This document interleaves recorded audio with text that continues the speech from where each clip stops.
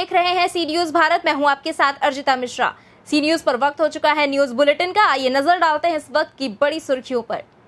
Cabinet मंत्री ब्रजेश पाठक ने बाकरगंज अयोध्या में अर्थव ग्रीन्स पेट्रोल पंप का किया उद्घाटन। पेट्रोल पंप के मैनेजर जयशंकर पांडे ने आए हुए सभी लोगों का आभार व्यक्त किया। अयोध्या से सी न्यूज संवाददाता सुनील तिवारी की रिपोर्ट। भदोही कोतवाली क्षेत्र के दरोपुर मोहल्ले में 3 दिन पूर्व यानी मंगलवार की दोपहर के एक समय एक किसान के हमले से गंभीर रूप से घायल 82 वर्षीय वृद्ध लालता यादव का शुक्रवार को निधन हो गया। हमले से वृद्ध के जबड़े व सीने में गंभीर चोटें आई थी, जिनका उपचार महाराजा बलवंत सिंह राजकीय चिकित्सालय में चल रहा था।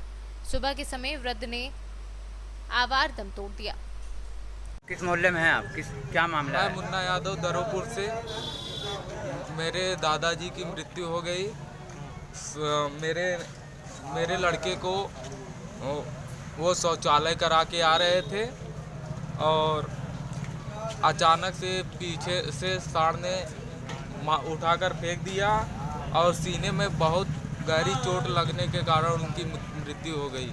इससे पहले सांड किसी को और नुकसान पहुंचाया था? हाँ, उसके पहले लोगों को दौड़ा लेता था, लोग भागते थे। ये कब की घटना है? ये मंगलवार की घटना है।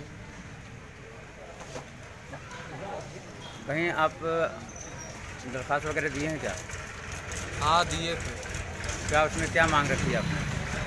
हमने कहा था कि सांड यहाँ पे घूम रहे हैं, लोगों को परेशान करते हैं, दौड़ा लेते हैं, लेकिन अभी तक नगर पालिका वाले नहीं आए उनको उठाकर ले जाने के लिए। क्या नाम था आपका स्वर्गीय दादा का?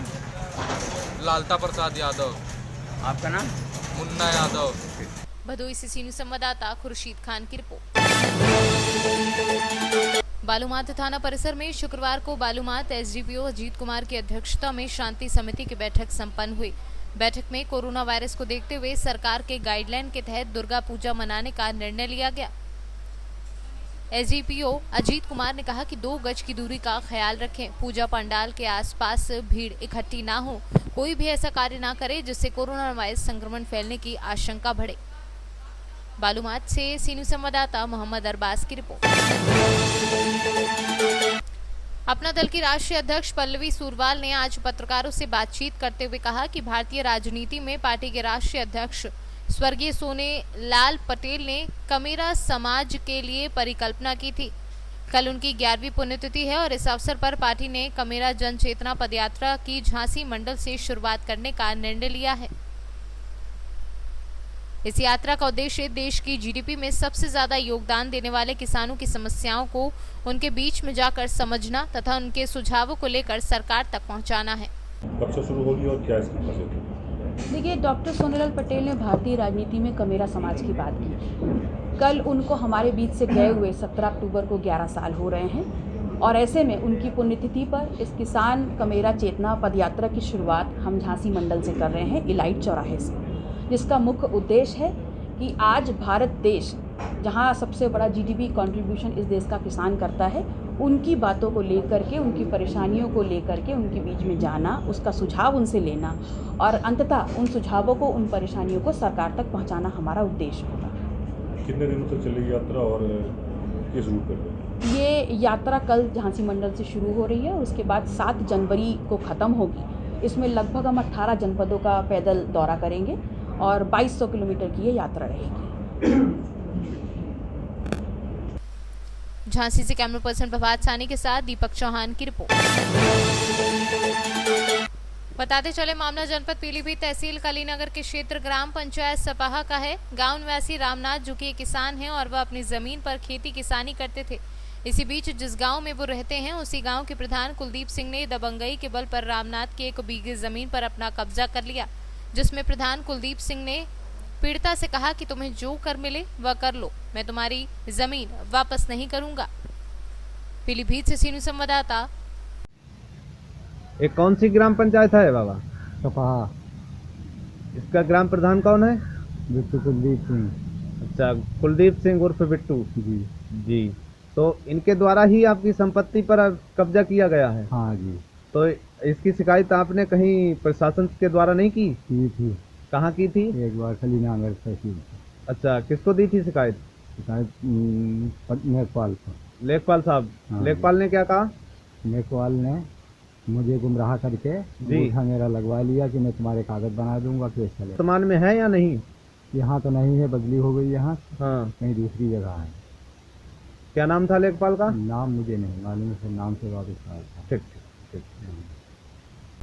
सनीपाल के साथ सर्वेश शर्मा की रिपोर्ट। संतकबीरनगर थानाध्यक्ष महुली प्रदीप कुमार सिंह के नेतृत्व में महुली पुलिस द्वारा अवैध तमंचा व तमंचा बनाने के उपकरण बरामद किए गए। पकड़े गए व्यक्ति अपना नाम गोपाल पांडे पुत्र नक्षेत पांडे व सर्वजीत शर्मा पुत्र दयाराम बताया। ये असलहे कहाँ से बरामद हुए हैं, कितने लोगों की गिरफ्तारी हुई है, पूरा मामला क्या है? 16 तारीख की रात में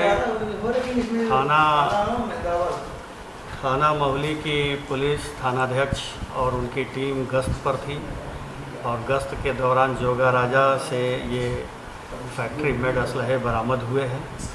इसमें 2 अभियुक्त पकड़े गए हैं। दोनों के विरुद्ध विभिन्न धाराओं में अभियोग पंजीकृत किए गए हैं और बरामदगी और अन्य साक्ष्यों के आधार पर विधिक कार्रवाई की जा रही है। इनके पास से कितने असलहे बरामद हुए? इनके पास से 4 अदद कट्टे बरामद हुए हैं और बनाने के छेनी, हथौड़ी और अन्य सामान भी बरामद। कब से बना रहे थे और ये कहाँ कहाँ सप्लाई करते थे? वर्ष 2005 से इनके विरुद्ध आर्म्स एक्ट के मुकदमे कायम हैं और तब से इनका लंबा आपराधिक इतिहास है।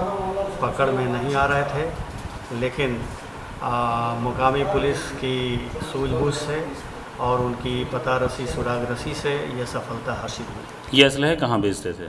ये असलहे जनपद के सीमावर्ती जो ज़िले हैं उनमें ये बेचा करते थे। संतकबीरनगर से सीनियर संवाददाता मोहम्मद नईम की रिपोर्ट। न्यूज बुलेटिन में फिलहाल इतना ही। देश दुनिया से जुड़ी तमाम खबरों के लिए बने रहिए सी न्यूज भारत के साथ। हर खबर आपके साथ, आपके हाथ।